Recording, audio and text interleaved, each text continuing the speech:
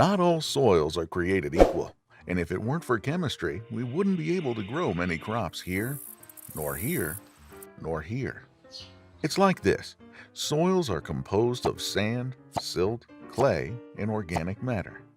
Some have more sand, others more clay. Each soil's unique blend determines its color, texture, and storage capacity for nutritious chemicals. Although incredibly small, nutrients still need their space. And by space, we mean the area surrounding the soil's tiny particles. Keep in mind that surface area is not the same as particle size.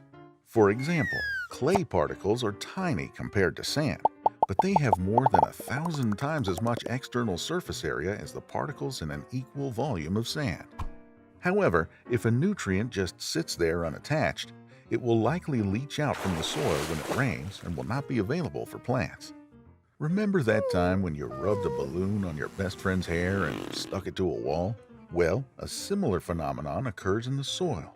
Through their electrostatic energy, nutrients cling on to clay particle surfaces.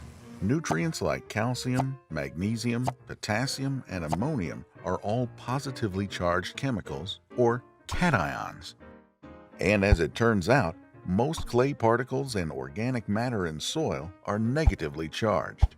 So, many nutrients are positive and particles are negative.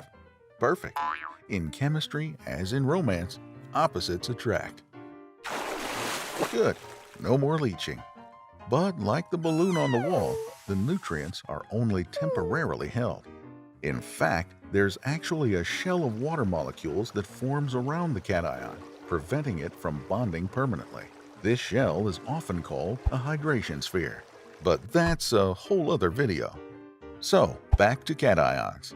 Basically, if a plant wants a nutritious cation like potassium, it will need to exchange it for another cation or cations of equal charge.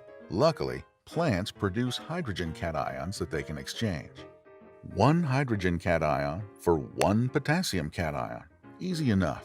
But for nutrients with a positive charge of 2, like calcium, 2 hydrogen cations are needed.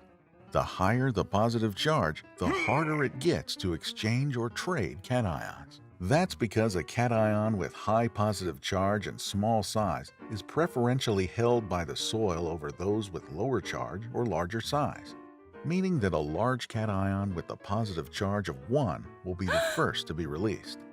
A divalent cation having a charge of 2 will be released more easily than a cation with a positive charge of 3. Whether they are held tightly or not, the nutrients are available to the plant in exchange for other cations. Not all nutrients are cations, however.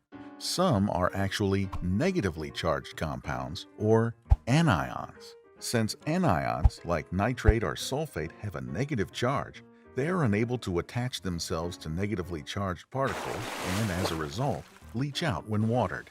Of course, all soils are different. There are soils in the tropics, for example, that have positively charged soil particles. And in that case, it's the anions, not cations, that are held temporarily and then exchanged with other anions. Most soils, however, have negatively charged particles. The more negatively charged a soil is and the more surface area a soil has, the more cation exchange capacity it has.